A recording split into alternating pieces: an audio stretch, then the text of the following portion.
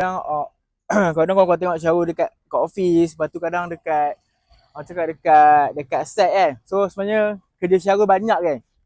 So kerja shower antaranya geng. Ni lah dia. Orang cakap kita nak orang cakap nak bagi orang kenal ni bukannya senang kan.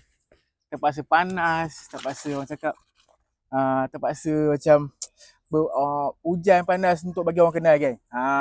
So inilah aktiviti macam kalau macam kita pergi site ke apa kan.